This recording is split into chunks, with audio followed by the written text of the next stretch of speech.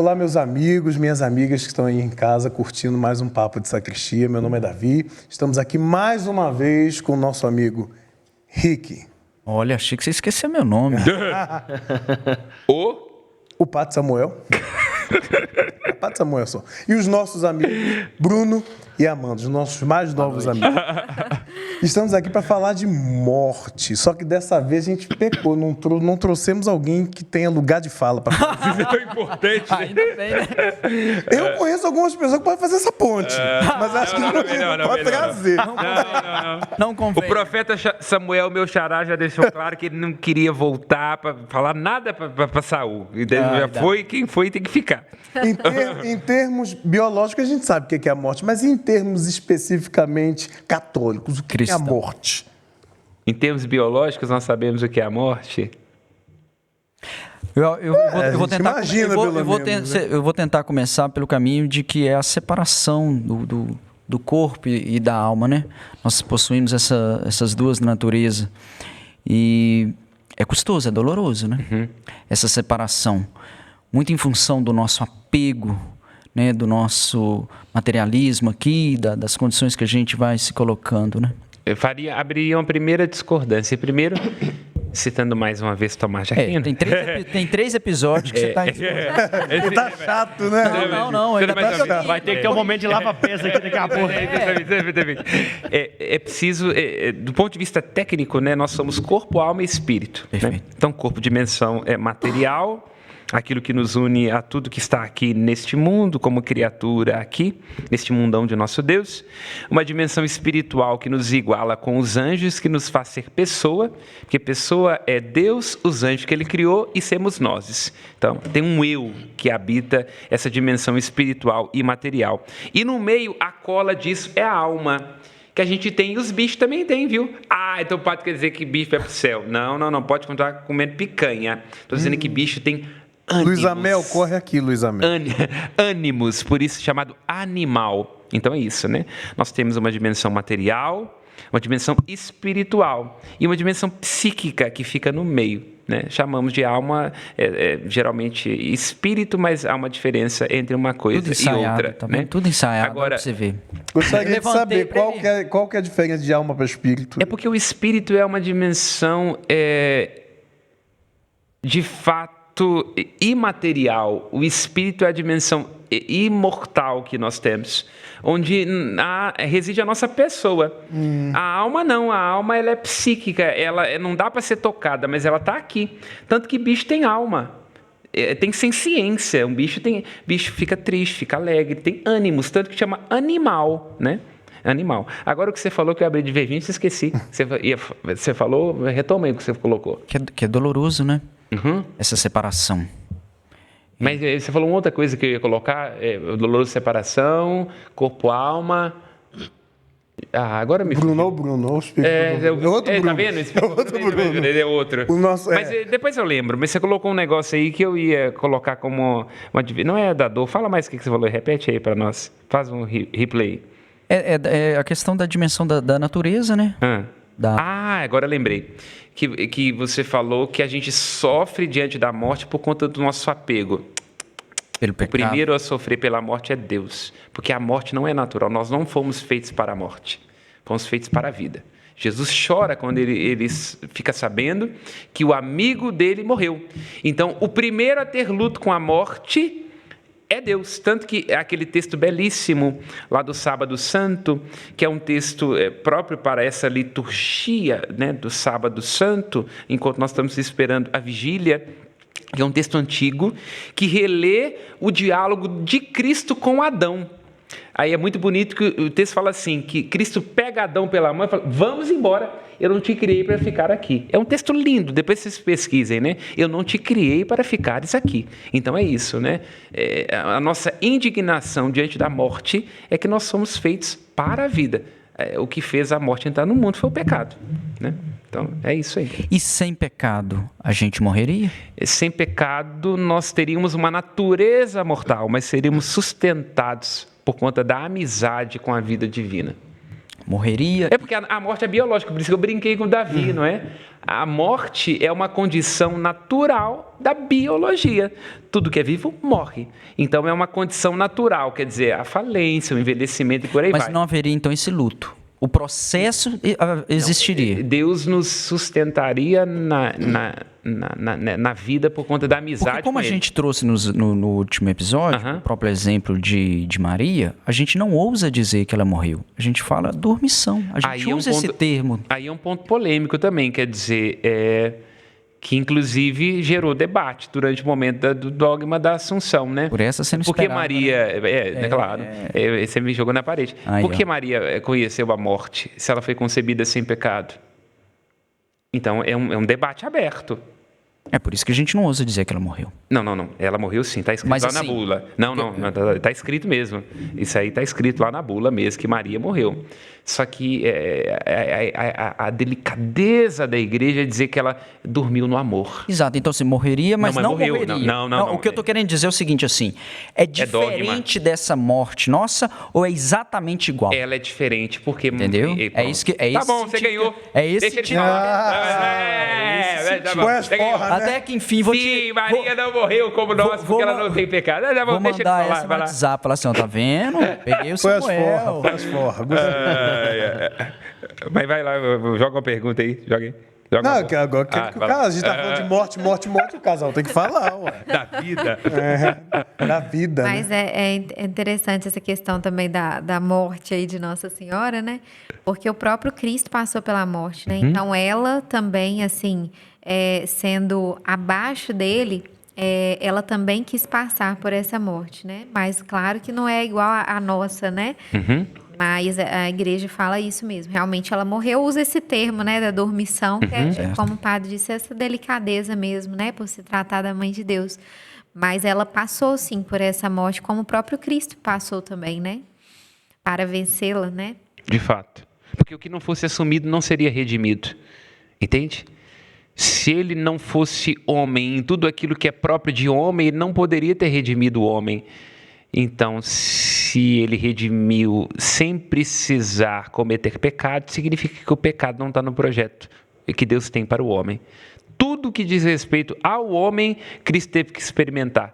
Dor, medo, angústia, alegria, fome, receio, sono, morte, menos o pecado. Ele Vontade de tomar café ele teve também, não teve? Claro. Nossa. Ele não brincou de ser homem, ele Isso. foi homem de verdade. Isso. E isso aí a primeira cravada nos concílios da igreja foi essa. Jesus não é um Deus dissimulado. Ele é perfeitamente homem, perfeitamente Deus. É a união hipostática. Isso. A primeira bola que teve que ser cravada é essa. E quando continuaram insistindo, declararam lá, em 413, Theotokos. É interessante isso. É rápido disclaimer. Já falamos sobre isso também no episódio sobre a Virgem Maria. Toda vez que há uma dúvida dogmática sobre Deus e o homem, pega-se um dogma mariano para ser estaca. Duvida-se que Cristo é perfeitamente homem e perfeitamente Deus. Vai-se à Bíblia. O que Isabel diz? Meter Roquírios mu, mãe do meu Senhor.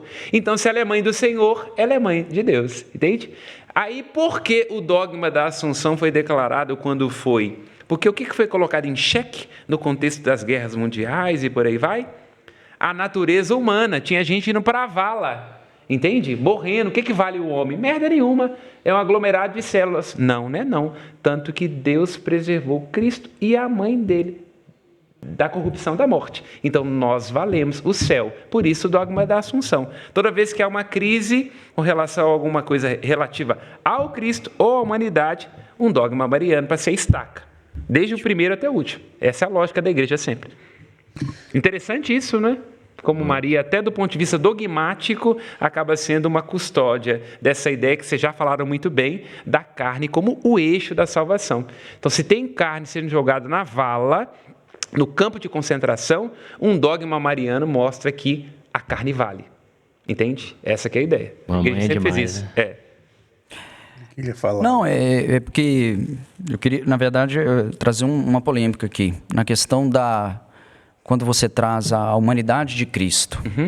Cristo fracassou humanamente. Ele não convenceu nem seu povo. Ele não conseguiu convencer os discípulos. Na cruz só sobrou um. Ele avisou, eu vou ressuscitar. Não sobrou ninguém lá acampado lá no sepulcro. Mas a questão, aí que vem a beleza, aí que eu vou chegar em Paulo, que é desse fracasso que vem a vitória. Claro. É dessa morte que vem a vida. Fraqueza, escândalo, insensatez. Dessa dor que vem o amor. Ele poderia ter sido um homem de sucesso, assim como você trouxe que o diabo era empreendedor, o diabo também era o coach. Bastava ele seguir lá, ó, as 3 dicas que ele deu para ele no deserto. Ó, muda seu mindset, tira essa crença limitante. Eu vou te fazer político. Herodes vai concordar com você. É o Pilatos Pablo vai com Marçal você. da Bíblia, né? Você tá Tu entendendo? dizes. Você tá entendendo? Então, assim, ele Ô, poderia... Davi, tem câmeras aqui. Nossa, não posso pagar advogado. Mas posso dar uma cadeirada, mas não posso pagar advogado. Você tá entendendo? Se ele escolhesse, se ele ouvisse os conselhos do diabo, ele seria um Jesus messiânico de sucesso. Então, é bonito, né, como, né, a gente vê diante da morte a beleza das coisas, né? E aí que é interessante que já falamos sobre isso nos episódios, e é bom que seja um corolário, né? É que o amor neste mundo, ele pressupõe o sacrifício sempre. Então, essa que é uma questão que precisa ser verificada e está para além de ser cristão, tá? Ainda que nós estivéssemos dizendo a alguém que não crê em Deus, saberia muito bem que não há possibilidade de amarmos alguém, uma causa, uma coisa, sem nos sacrificarmos. Há um livro belíssimo, Diálogo de Joseph Ratzinger com um filósofo ateu, Paulo Floro d'Arcais. Ele discute com Ratzinger, é um livro maravilhoso, Deus Existe, é o título do livro, né? Onde no momento da discussão, como aconteceu aqui, né, ele cede a Ratzinger e diz, de fato, para o ateísmo é muito complicado a ideia de um motivo pelo qual dar a vida. Porque a base da sociedade é isso, o sacrifício do policial, da médica, do bombeiro. Da mãe, do pai. Do pai. Aí ele fala, como é que um ateu vai entender um motivo pelo qual vale a pena dar a vida? Né? Claro. E aí a sociedade se desintegra sem aquilo que diz o Salmo. A vida só vale a pena quando eu encontro um amor que vale mais do que a vida, entende? Por isso a ideia de que memento mori, né? Porque eu só entendo o que é a vida quando eu encontro o motivo pelo qual morrer. Isso é um embaraço para o ateu. Ele cede nesse momento, na discussão com Ratzinger. É um dos únicos momentos. Discorda tanto de coisa, né? Mas nesse ele fala, realmente, para um ateu é complicado. Essa amálgama falta. Ele cede. É um livro belíssimo. É um ator mesmo, né? Como o nome do livro? Porque chama-se Deus Existe. É um livro belíssimo. Pegou uma discussão do Joseph Ratzinger, né? E quando ele era cardeal, ele discutia com filósofos, Levinas e vários outros, né? E aí é uma das conferências, né? Livre, tipo o nosso papo aqui.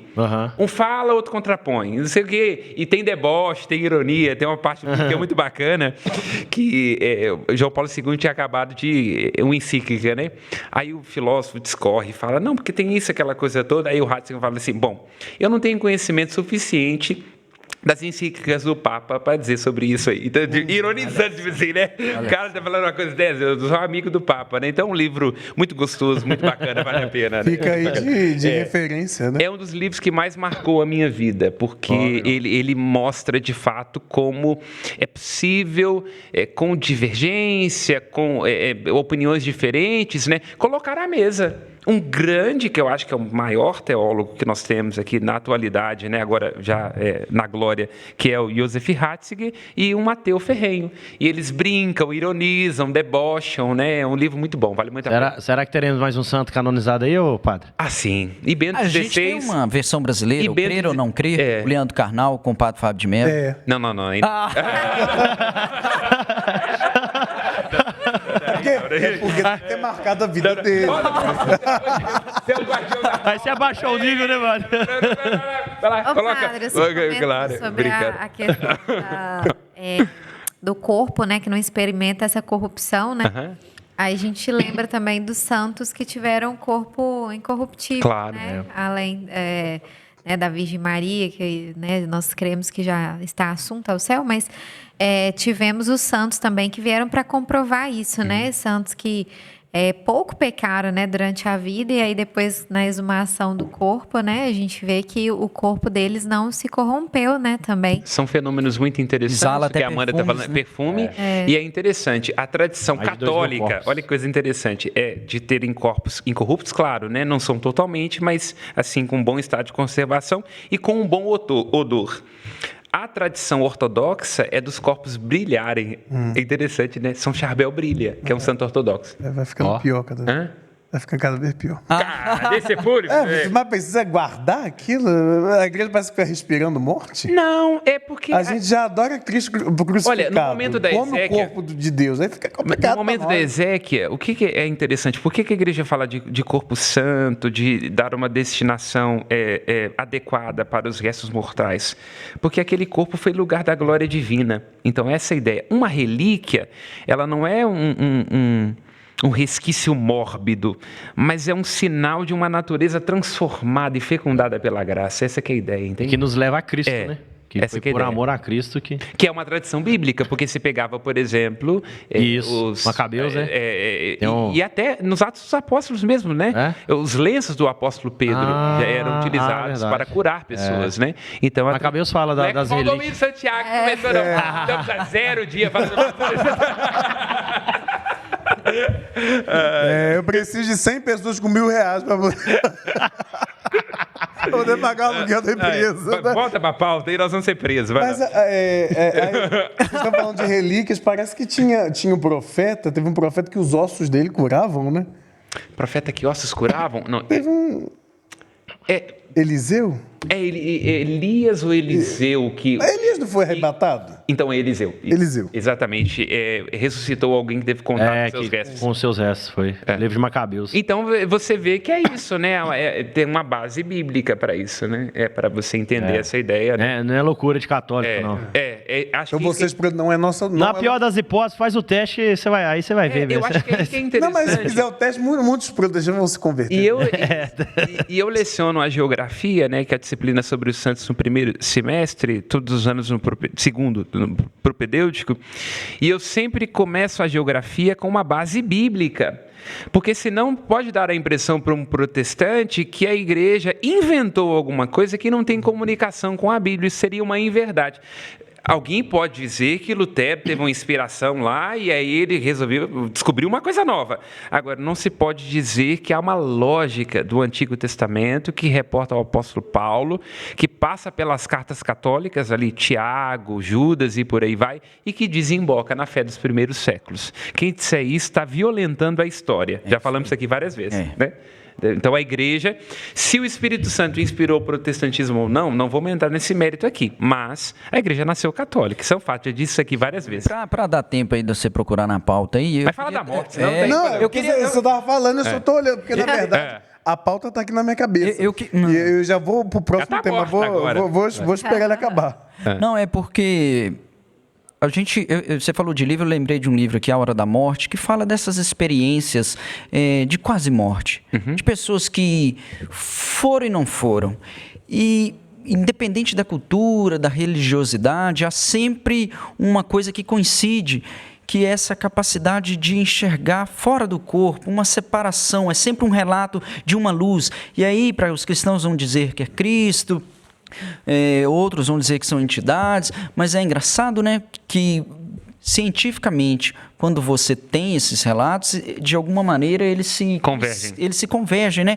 Eu entendo que a ciência explica que, né, ali durante a falta de oxigenação, uma parada cerebral, a mente busca preencher esse gap, ela quer recuperar isso de alguma maneira, mas é interessante, Não, abre-se várias questões, por exemplo, eu não canso de dizer isso, eu experimentei isso com os meus avós. O meu avô era um homem muito místico, assim, não obstante, até acho que por questões pessoais, assim, não fosse um católico assíduo, mas um homem muito generoso, muito vivaz na espiritualidade, né?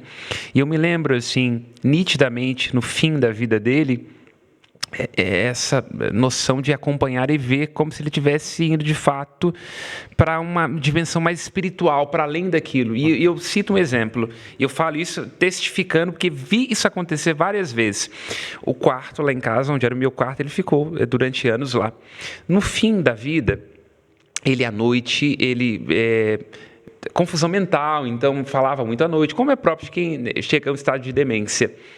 E quando a noite estava muito intensa, ele estava cantando e tudo, muito aquela coisa toda, eu ia para a porta do quarto, um quarto sem greta, ele na cama, e começava a rezar por ele.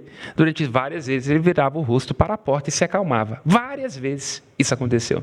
Então, quer dizer, o que era isso?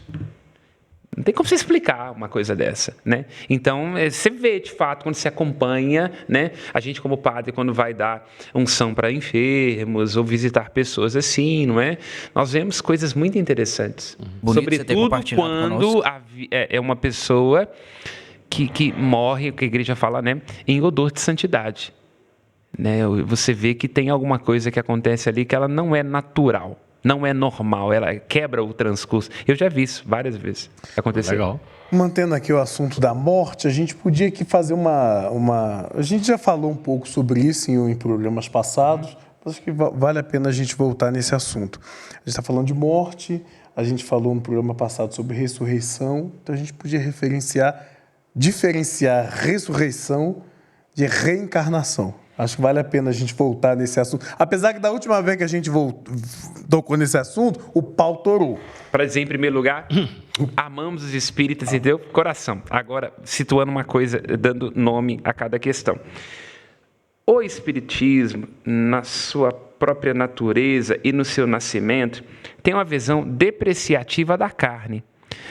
A ideia do espiritismo é a caridade, a reencarnação, serve para o fato de que o espírito tem que se libertar e evoluir. Para nós cristãos, a salvação está na carne.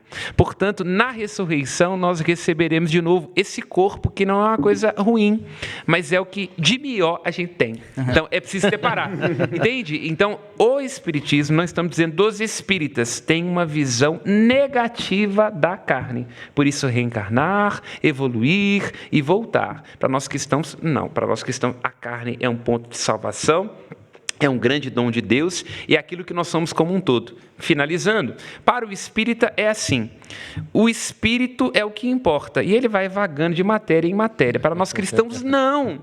Tudo que nós somos compõe, nós somos um composto. O homem, o ser humano é um composto, corpo, alma e espírito. Então, esse corpo, eu preciso desse corpinho de volta, porque se Jesus não for capaz de me dar esse corpinho de volta, é melhor ser budista. Que é isso, padre? Que escândalo. Apóstolo Paulo, 1 Coríntios 15. Se Cristo não ressuscitou, vã é a nossa fé. Então é isso. Se ele não for capaz de me dar isso aqui de volta, então significa que eu tenho que criar outra coisa que é muito mais fácil. Paulo diz isso. Então, com isso, tem que cuidar também do corpo, né? Claro. Todo cuidado do corpo em referência ao que eu tenho de interioridade, ele é um louvor a Deus, porque é aqui que eu dou glória a Deus, velho. Exatamente. Então é importante situar isso, né? Porque senão gera confusão. Então, menos Burger King, menos McDonald's, que isso ajuda, né? Isso. É interessante falar. Mas eu quero dizer uma coisa. Citando de novo Tomás de Aquino, para Tomás de Aquino, os corpos que citados são todos redondos, porque o ciclo é a fórmula perfeita. Não é doação, isso é verdade. É por isso que... Ô, Davi, você tá muito bem, viu, velho? Eu não desço, eu subo. Tô te falando. Apesar que bola não rola pra cima. Mas então é por isso que na Idade Média, até a Idade Média não se podia fazer necrópsias nos corpos, e até hoje não pode se fazer necrópsia papal? Nunca foi doutrina oficial da igreja, isso é importante situar. A igreja nunca teve resistência a uma análise científica, tanto que nunca se proibiu doação de órgãos. A Igreja Católica não proíbe que alguém que faleceu dê o seu coração. Então, não é uma questão assim rigorista e absolutista, é uma consideração do corpo, da dignidade do corpo, e que o corpo, inclusive, pode servir uma parte desse corpo aqui, ela pode servir a outra pessoa na doação de órgãos e por aí vai. A ideia da resistência a necrópsias é da profanação, não seria profanação, que aí seria sagrado, mas o desrespeito com isso, né? A questão da não possibilidade de autópsia autópsia papal é para garantir a integridade do corpo do Papa, né? Para evitar, por exemplo, nós já tivemos, né, Eduardo VII, por exemplo, que foi um Papa louco, ele ressuscitou o antecessor dele para julgá-lo e pegou o corpo dele e jogou num rio. Então a igreja tem um zelo com o corpo do Papa. Essa que é a ideia. Mas não é que tem, em tese, não é que seria um pecado, seria uma ilicitude. É preciso diferenciar uma coisa da outra. Mas aí na hora da reunião aí no nosso corpo vai ser ressuscitado. Isso. Como é que faz questão de doação de órgão? É por isso que a igreja não tem. É por isso que a igreja, por exemplo, não proíbe a cremação, porque o corpo. Vou responder isso cientificamente falando.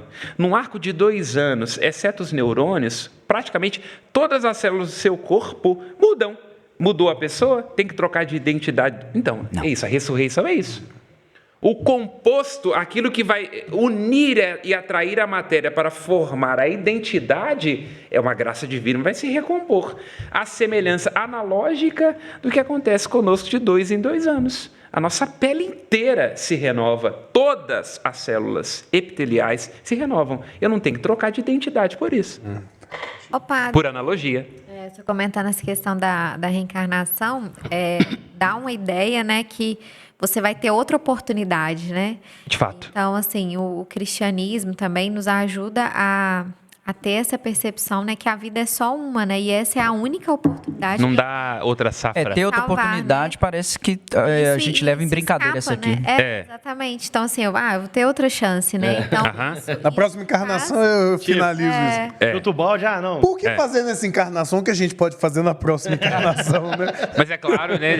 Situando mais uma vez, pelo amor de Deus, aqui é uma visão católica, nós não estamos aqui. Faz o disclaimer. Entendeu? Isso aqui não é um programa espírita, então é preciso Exatamente, situar porque se eles isso, né? estiverem certo, nossa, vai cheio de espírito aqui já. Nos ajuda a viver melhor essa vida também, né? Claro. Ter certeza de que é a única chance que nós temos, é a única oportunidade, né? Voltando, Salvar. pode falar, concluir, perdão, pode concluir, perdão. Pode. Eu dizendo, voltando ao tema do casamento, um livro também que me marcou muito, do Jacques Philippe, fala, acho que é A Liberdade, o título do livro, onde ele coloca uma definição da qual eu nunca mais esqueci. O que é a máxima liberdade? É não precisar mais escolher. O mundo contemporâneo nos escraviza quando ele diz que liberdade é poder escolher tudo. E nós estamos respondendo a isso com bastante ansiedade. Porque o que eu quero? O copo, o celular, a jarra, entendeu? Não, liberdade é não precisar escolher. Você não precisa mais escolher. Máxima liberdade é essa. Então, é essa perspectiva, né?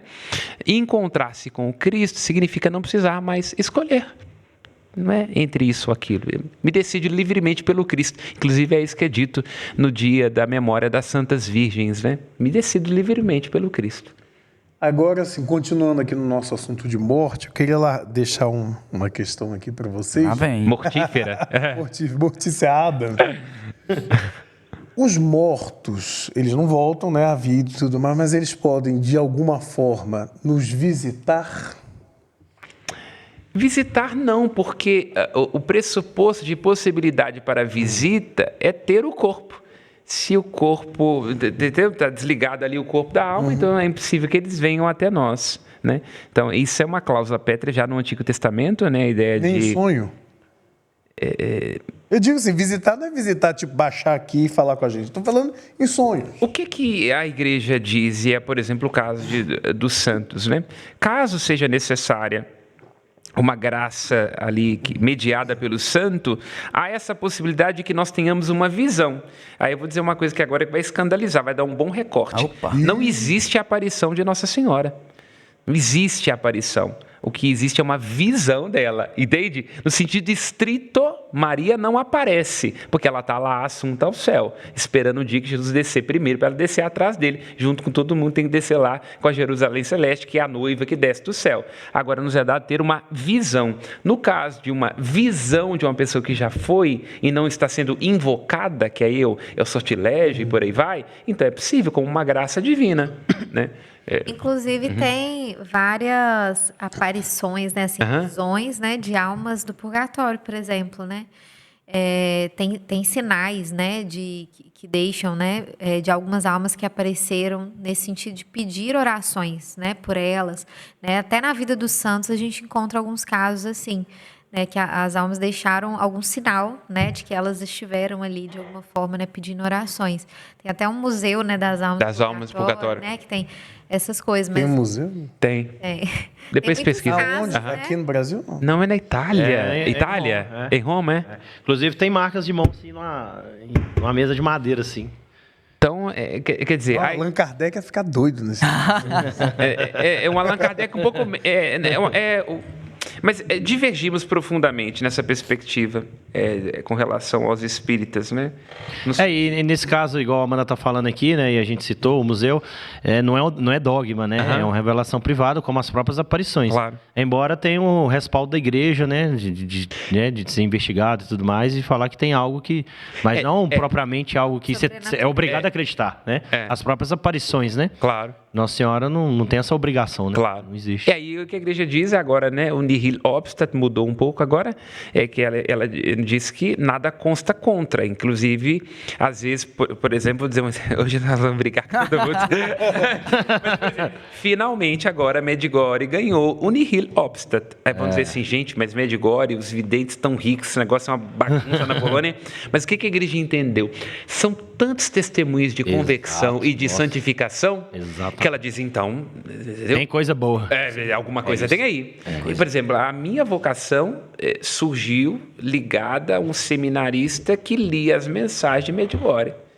Então, quer dizer, eu sou a prova viva de que não sei o que tem lá, mas que eu lembro, foi assim que eu comecei a rezar o terço, a participar mais intensamente da igreja, lendo mensagem de Medjugorje. Conhece pelos frutos, né? Entendeu? Então... Eu já rezei pelo bispo Samuel. Agora rezar pelo santo Samuel. Olha santo eu só, quero ser para entrar no céu, mas não precisa dar glória dos altares, não, porque dá muito trabalho, né? Seria santo padroeiro de quê? Aqui. Podcast. Dos youtubers. apesar que já Junto tem com o Casacuti, Quem sabe? Seria co-padroeiro. Senhor, Da comunicação, né? Isso aí eu Comunicação peço para escutar a minha santidade. Comunicação Mas enfim, um padre santo ajuda Os mais sempre. comunicadores mineiros. Mas é isso, entende? Agora, perceba, em Medjugorje, a igreja tem um pouco menos de afeição, vou usar aqui uma expressão imprecisa, mas você vê nitidamente ali, tem mais afeição com Francisco, Jacinta e Lúcia do que tem com os videntes de Medjugorje. Sim. Então, dá para você perceber o jeito que os papas falam daqueles meninos lá, né, a Lúcia viveu um pouco mais, é diferente do caso de Medjugorje. Então, a igreja tem esse Até porque Medjugorje ainda continua, né? Né? Ou que pelo também menos se diz, né? Enfim. Que é um pouco que não problemático. acabou. Isso aí acho talvez um pouco da demora da igreja. Podia aproveitar e referenciar essas duas aparições ou essas duas visões que vocês citaram.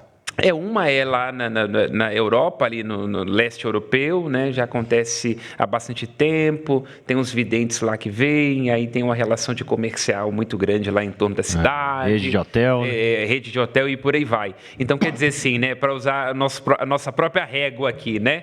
Tem gente que está ficando bem de vida, né? Então a igreja fica meio assim. É diferente totalmente de Jacinto, Lúcia e Francisco, né?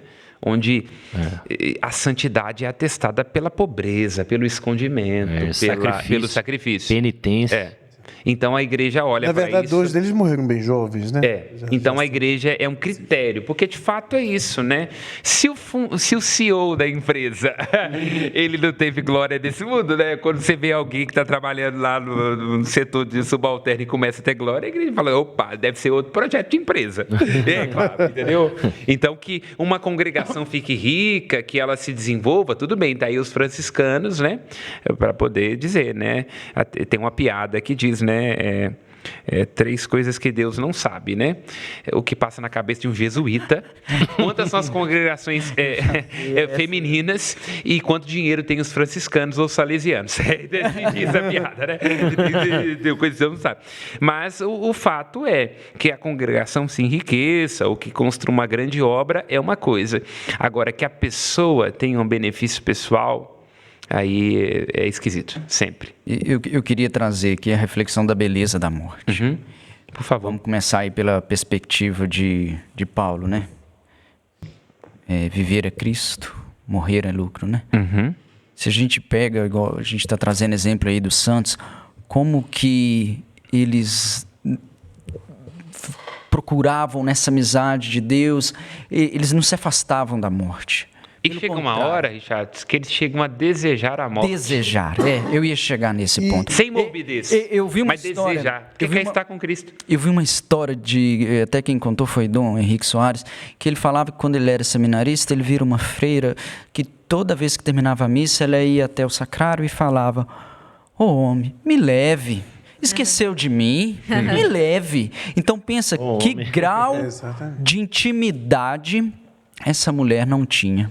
Para não ter medo, mas a minha bisavó era uma mulher morreu centenária, né? Ela costumava dizer isso. Nossa, mas será que Deus não vai me levar porque já levou os meus filhos? A gente ficava, vovó, chamava, vovó, acho que Deus esqueceu da senhora aqui. Mas morreu assim, olha já como com mais de 103 E veja Francisco, no Cântico das Criaturas, quando ele chama a morte de irmã. Isso, olha só. Só que ele fala assim, ela só fica inimiga sua se você morrer em pecado mortal. Mas, eu acho que o Cântico das Criaturas é bem irônico nesse sentido. Vocês sabem que, inclusive, já falando de morte, vocês sabem que tem uma devoção, isso é uma devoção no México, né? Da devoção à Santa Morte. Né? Sim, é uma tradição mexicana. É uma celebração diferente da nossa. Não, é uma devoção à Santa Morte mesmo, Santa Morte. E existe uma imagem da Santa Morte, que é uma imagem de uma senhora caveira. E nesse ponto... É muito forte no México. E nesse ponto eu vejo o quão distante eu tô, porque desejar a morte parece loucura, né? A gente... Começa primeiro desejando o sofrimento, que aí já é um passo. Mas no seu caso, você tem uma justificativa, como é o caso deles dois. Por exemplo, há uma responsabilidade em vida. É o meu caso, por exemplo. É o caso de Maximiliano Kolbe. Vocês, né? Então, tecnicamente, por exemplo, se entra aqui alguém agora e pergunta quem vai morrer... Tecnicamente, eu moralmente tenho que ser o primeiro a dizer que eu vou primeiro. Porque eu não tenho diretamente pessoas e família. Como o caso de São Maximiliano, né? E por isso que ele é Marte, e na causa da canonização dele, isso foi um problema. Mas como é que ele é Marte? Ele morreu por Cristo. Aí o que o defensor da causa tem que colocar é isso. Morreu-se por conta de Cristo. Porque quem ia para a Câmara seria o pai, mas ele, em nome da consciência cristã e do sacrifício, ele diz, eu vou, porque eu não tenho filho, então ele tem que voltar para a família dele. Porque teologicamente, né, defendendo aqui é muito bonito, mas colocar em prática, eu acho que só através da graça. Claro, porque o martírio é um dom. Isso, o martírio é um dom. Chegar. Porque se depender só da minha vontade... Não, é claro que não, meu filho, é claro. Nós estamos enrolados. É claro que não. Todo mundo quer fugir, né? Você quer fugir da sua vocação de sacerdote, de aí, quando você enxerga a meta, que é a santidade, aí você vê o caminho dos santos. Você vê que o sangue dos mártires é o que produz novos santos. E aí você se vê diante dessa realidade, ou seja, você sabe o caminho. E aí você não se inclina totalmente para ele. Agora é interessante você falar isso aí, porque eu me recordo aqui, né, já que o padre tocou muito bem, né, e com certeza conhece muito mais do que eu. Ele falou de vocação e nós temos um programa só dedicado a vocações. Interessante. Tá? E eu gosto muito do Joseph Ratzinger, né, nosso querido, foi Papa Emérito aí, né, no final da sua vida. E aí ele fala desse martírio. Esse martírio incruento, né? Esse martírio cruento e incruento, né? Esse martírio, não necessariamente, talvez, sermos chamados, talvez, não sei se vai chegar um dia aí aqui no Brasil, né? Como hoje, né? Nessa hora, pode ter cristão, irmãos nossos, né? Perdendo literalmente, né? A sua cabeça, né? Por Cristo, por perseguição.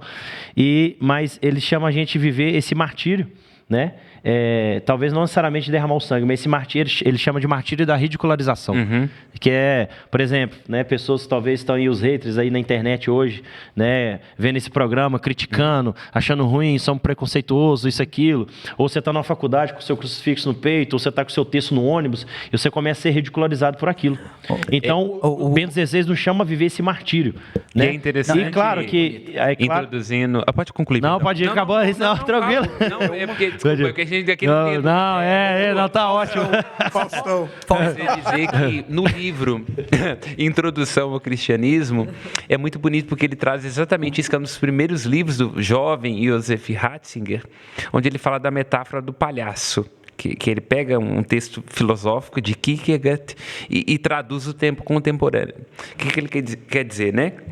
Que hoje, atualmente, qual que é este lugar do católico, da católica? É o de um palhaço no picadeiro que quando está apresentando, vê que a cidade está pegando fogo. E ele diz, tá pegando fogo, vai morrer todo mundo. Ah, é um palhaço. É um palhaço. Aí, todo mundo morre queimado. Então, ele usa essa metáfora no livro dele, Introdução ao Cristianismo, né? Que esse é o momento atual do cristão. É um palhaço no picadeiro dizendo, tá pegando fogo e ninguém acredita. Tá falando a verdade, ninguém... Existe o inferno, existe o purgatório, mas bobeira de católico, tá tudo palhaço. Ô Bruno, mas muito bonita a sua contribuição. Eu vou tentar sintetizar. O que você me pediu é para morrer em vida. É lutar contra a morte dando a própria vida. É um desafio constante. É no nosso dia a dia, né? Como é um desafio você é casado, né? Sim. Eu também. Você tem filhos? Sim. Então, a gente tem que estar morrendo a todo instante, né? O nosso filho ali, cuidando, matando o nosso próprio egoísmo. E isso você vai, né? O martírio nosso, né? Chamado a isso. Que talvez seja o mais difícil, né? Porque ele é cotidiano, né? Então, eu gosto também de Dostoiévski. Né? Prover as necessidades da família, proteger, ensinar, educar, né? Disciplinar. Claro. Eu gosto de Dostoiévski. Eu tô achando uma coisa aqui, gente, que quem está nos assistindo não vai perceber, mas a cada fala sua, eu vejo como é que seu filho pula de alegria ali e ela põe a mão na barriga. Muito bonito ter a presença de uma grávida aqui hoje conosco. É significativo mesmo, pra gente um sinal da graça. É de um sinal de graça, uma benção muito grande. E o nosso primeiro é o onomástico, o santo onomástico do meu filho, Samuel. E que modéstia à parte... Vocês têm um... Nós temos dois, no céu, um na terra, né? O Samuel, xará do padre aqui, 1 ano e 2 meses, o Antônio José, e já tem um no pensamento já, que nós já tem que crescer. Lá em casa não tem televisão não, Davi. É menino mesmo, entendeu? Descalço e grávido. Nada contra quem gosta de televisão, Netflix, videogame. Tá tranquilo. Nossa. Pai de água solta. Boa contribuição, gente. Vou voltar aqui para o assunto. Por favor. Deixa normalizar. Coloca a casa em ordem, vai. É o papel das mulheres, né? Eu lembrei aqui de Santa Terezinha, né? Aconteceu um caso, né, que da mãe dela que já estava doente, né? A Santa Terezinha perde a mãe muito nova, muito cedo, ela bem criança. E uma vez ela chega para a mãe dela e fala: mamãe, eu desejo que você morra. Porque ela tinha tanto impresso isso, os pais falavam tanto com ela sobre o céu, né? Sobre a beleza do céu, da eternidade. Ela desejava tanto aquilo que, assim, não posso desejar nada mais que o céu. Então, eu desejo que a senhora morra.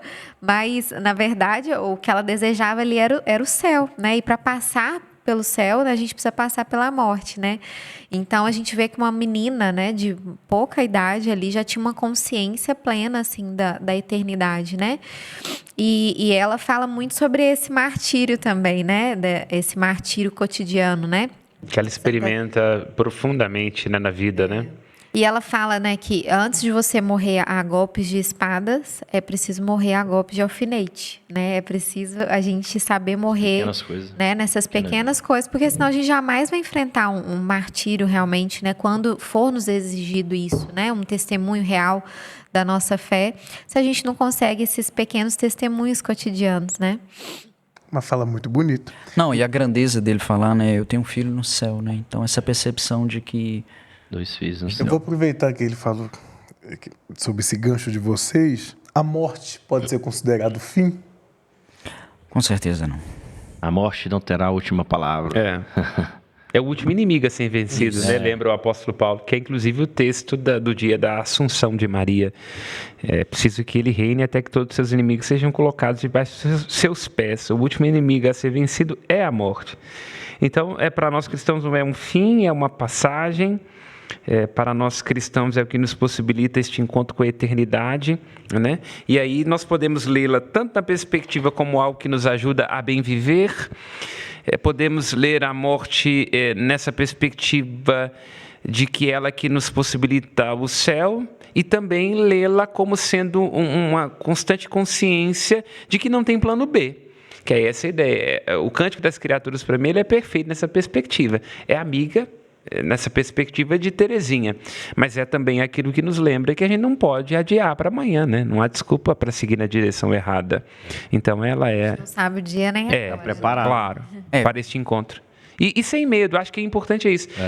Porque não é uma questão de escrúpulos, de medo e nem de pesar a mão, né? Mas é no sentido, assim, de ver a vida como Terezinha, né? Um instante entre 2 eternidades.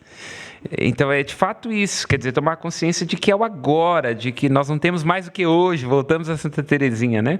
E isso de fato é nobre, e vemos como que em vários momentos da história esse quase morte foi transformador para a vida, né? Pensemos em Santo Inácio de Loyola, como que ali ficar com aquela perna atingida por uma bala, lendo imitação de Cristo e lendo os evangelhos, faz esse cara pensar, opa, eu estou gastando minha vida no lugar errado. Dos Loyola, que ainda hoje são de gente rica. Mais outra, colega. Vamos contar uma outra piada. Eu sei que manda. Quando Jesus nasceu, dizem que estava lá um franciscano. Tirou todas as anedotas da carteira. Um dominicano e tinha um jesuíta. Aí dizem que na hora que foi ver Jesus, né, aí apareceu lá primeiro o dominicano e começou a fazer uma bela pregação, um franciscano que disse, olha que maravilha, o mistério da pobreza, que coisa. Aí disse que o jesuíta perguntou para José e Maria, já tem escola para matricular o menino? Quer dizer, Loyola, ainda hoje é uma família riquíssima na Espanha. Esse cara deixa tudo para ser soldado de Cristo. Tudo. Absolutamente tudo. A riqueza, o prestígio, o que ele poderia conquistar, as glórias militares, e faz uma companhia que, não obstante os seus avessos, foi um luzeiro na história, né? Claro, os jesuítas tiveram e têm os seus avessos, mas o zelo desses homens pela evangelização foi uma coisa, né? Devemos muito a eles, né? Bem que eu sou muito crítico em vários aspectos, assim, de excessos, né? A própria questão durante o período da escravidão, mas o zelo dos jesuítas na evangelização. Pensa, quando a NASA começa a fazer viagens e por aí vai, né? Eles pegam, não sei exatamente o objeto, mas vão à escola de Sagres e fazem um tributo aos jesuítas. Isso. Porque você não teria desenvolvimento da ciência sem a ciência, entende? É uma coisa impressionante. Eu não sei se a gente tem tempo, mas eu queria que você falasse um pouquinho da importância das exéquias, né? Já que a gente está nesse tema de morte, para a gente fechar. Então, a importância das exéquias... Vamos lá, né? Das exéquias, para dizer... 30 segundos. Para dizer rapidamente, basicamente, nenhuma. Por que eu estou dizendo isso? Porque voltamos a São Bruno. Vamos lá. A exéquia é apenas uma confirmação do estado de vida da pessoa. E é até interessante, porque quando a pessoa morre, a pessoa fica desesperada. Ai, meu Deus do céu, tem que procurar um padre, porque senão não vai subir. Não, o que faz subir é uma santidade de vida. A exéquia é uma constatação, um belo retrato para dizer, aqui tem um insigne testemunho. O problema, padre, é que é 54, que hoje os acréscimos aumentaram, 54 segundos tempo, a pessoa não fez nada durante o jogo inteiro. Chega no final, arruma um padre, vão resolver. A exéquia não é desmerecendo, quer dizer, é um rito sacramental. Para você reforçar ali aquele momento, é um rito sacramental que tem a importância para que todos estejam unidos, para louvar aquela insígne testemunha. É mais para a família, na verdade, do que para a alma. Porque para a alma em si, ela não tem efeito nenhum, porque tanto é verdade que a igreja deixa claro, se não viveu um estado de vida condizente com a fé católica, que o padre não vá às exéquias. Isso é importante. Não sabia dessa, não. É claro, porque inclusive a pessoa está sendo violentada durante toda a vida. Ela me disse que não queria ser católica, que ela não concordava com a igreja. Eu, como padre... A conta é fácil, né? É claro. Não, e eu violento a liberdade dela. A mesma coisa, é o mesmo critério para a unção dos enfermos. Me pediu para dar uma unção. Eu tenho que perguntar, a pessoa em vida quis ir à igreja? Não, nunca foi, então eu posso até ir, porque misericórdia divina, por aí vai. Padre, ela sempre foi contrária à igreja. Sempre deixou claro que não queria, então eu não devo ir. Primeiro, porque não se joga pérolas aos porcos. Segundo, que se em vida ela livremente optou por não ser católica, o que eu vou fazer lá? Entende? É como, eu só não me recordo o nome, mas vamos dizer, um dos primeiros seguidores de Lutero, né? Falando dos protestantes mais uma vez. Ele, né, obviamente, era todos católicos ali, né? Ele acaba deixando, seguindo ele Lutero. E a mãe dele estava já no fase terminal. E a mãe dele também começou a seguir, né, aquela doutrina protestante. E aí ela vai e pergunta ao filho, para poder morrer, é melhor morrer como católica? E aí ele fala, para se viver, talvez seja interessante viver como protestante, mas para morrer, para ter segurança, vamos morrer como católica. Não, e é de fato, né? Porque se no final de tudo ali você foi católico, você cumpriu, né? Enfim, é muito melhor, né? Sacramentos, né? Na Então, hora da morte. Claro. Então vamos aproveitar essa deixa e cantar para subir, né? Isso. Amém. Amém? Amém. E aí, pessoal, tá gostando do Papo de Sacristia, esse projeto feito com tanto carinho? Hoje tivemos esse assunto complicado, mas de muito enriquecimento, que ele frutifique dentro do seu coração. Deixa o like, compartilha e se inscreve no canal. Tchau, pessoal!